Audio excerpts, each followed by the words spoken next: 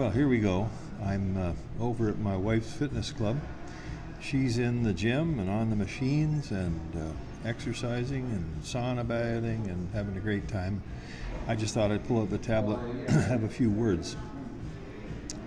I've just released a book. The name of this ebook is Man After God, and it is looking at some of the more important messages that we can glean from the life of King David. I'm thinking of his relationship with Saul's son Jonathan. They became fast friends. They entered into a covenant sealed with their own blood, mixed one with the other.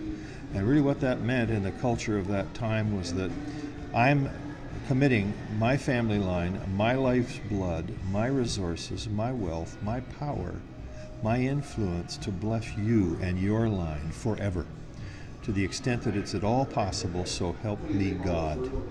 And that is exactly the kind of covenant between David and Jonathan.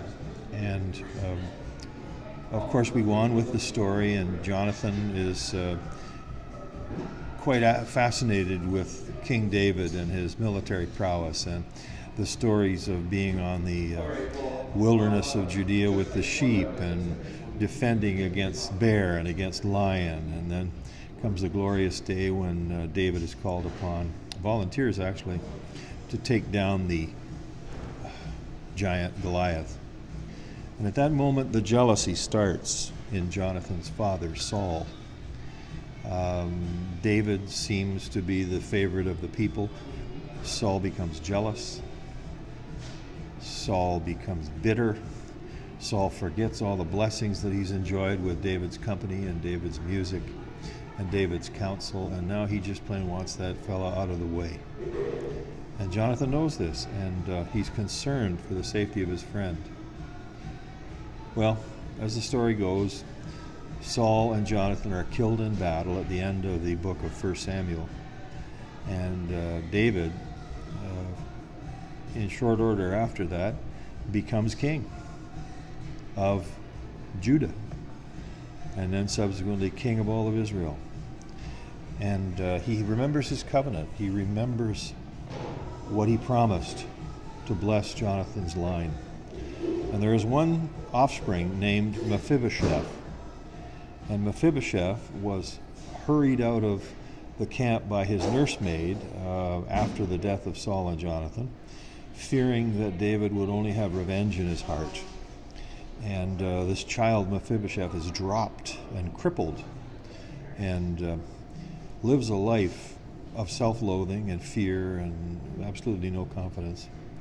Well, David finds out about Mephibosheth. He wants to visit him. He wants to remind Mephibosheth of this covenant which is going to bless Mephibosheth and all that he has and all who serve him in ways he can't even imagine. And yet, he thinks he is the quarry of King David, not the beneficiary of a covenant.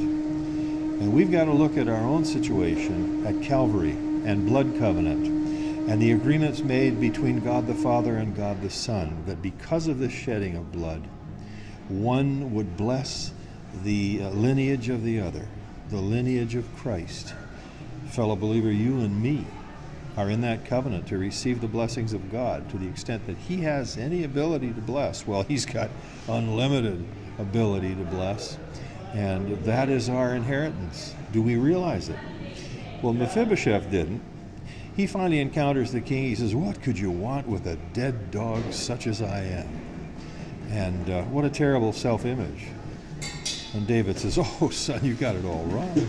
I'm here to bless. I'm here to remember. I'm here to make good on my promise. It's my promise. Forget about what you have to chip into the bargain. I am the one covenanting, and I will see it come to pass." Well, that's the story of blood covenant, David and Jonathan. It's also the foreshadowing of us through the cross, through the blood of Jesus, us and Father God. Do we know our standing? Do we know the authority delegated unto us? Do we know the areas of service yet untraveled? Think about blood covenant, friends. Thank you for listening.